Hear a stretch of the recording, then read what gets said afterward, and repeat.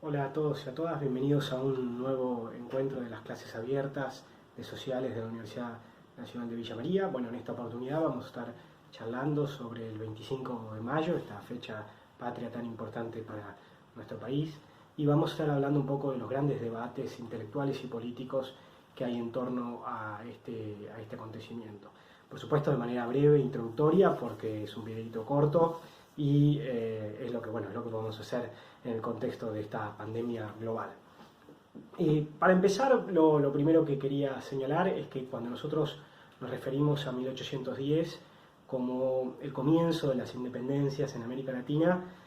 es una interpretación problemática que ocluye procesos previos de enorme relevancia. Me refiero particularmente a las revoluciones de Tupac Amaru y Tupac Katari, ocurridas a comienzos de la década del 80 del siglo XVIII, y también a la revolución haitiana, ocurrida de 1789 a 1804, que fue la primera revolución de independencia latinoamericana triunfante y la primera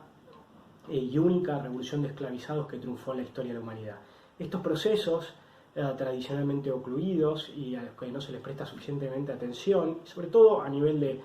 difusión de la historia, son muy importantes. Y yo creo que esta oclusión tiene que ver con el mercado criollocentrismo que predomina en nuestras academias y en nuestra cultura, que hace que esos procesos protagonizados por sectores indígenas y sectores africanos y afro-latinoamericanos sea generalmente pasado por alto y no se le preste suficiente atención. Ahora, metiéndonos más directamente con 1810, hay, por supuesto, múltiples interpretaciones y debates muy profundos. Y esto es algo que yo quiero señalar y sobre lo que voy a retomar. Hay una interpretación muy canónica, muy tradicional, que se volvió de alguna forma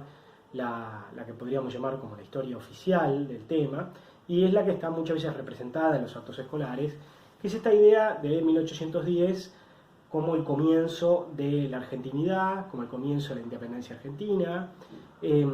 como un proceso sobre todo argentino, esto es algo que voy a retomar, y un proceso en el cual fundamentalmente quienes participan son las élites, los sectores populares, ¿no? Muchas veces representadas por una esclavizada que venden empanadas, son solamente testigos de ese proceso, no tienen una participación.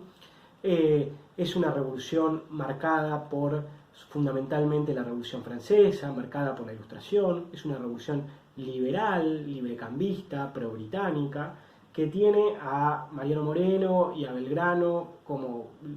figuras centrales, pero leídas en una clave liberal. Y es esa revolución además la que va a ser el antecedente del liberalismo posterior, ¿no? Y es esta idea tan bien expresada posteriormente de esa línea Mayo-Caseros, ¿no? Esa línea Mayo-Caseros, donde también San Martín aparece posteriormente como una figura liberal, pro-británica y que tiene estas características, y argentina, esto es muy importante. Esta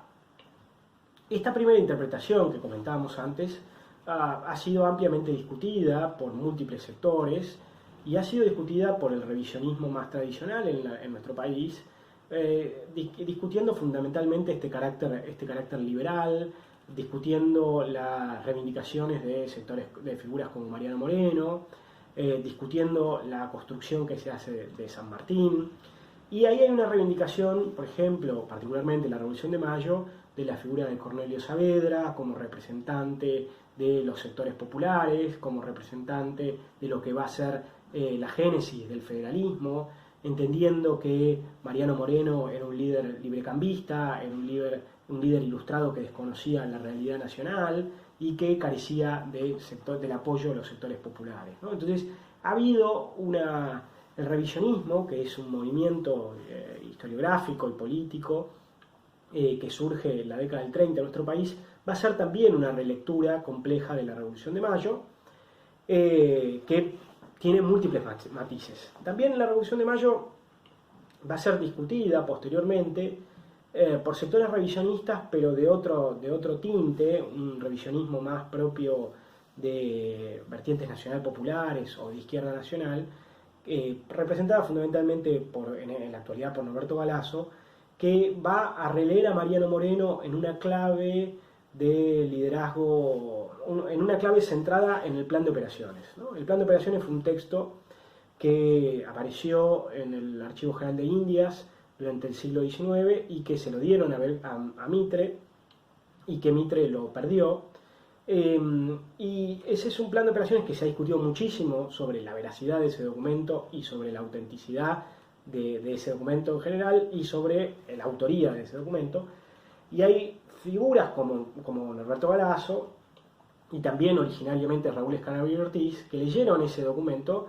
en clave de auténtico y verdaderamente representante de la figura de Moreno, de Belgrano, de Castelli, y ven ahí un intento de hacer una revolución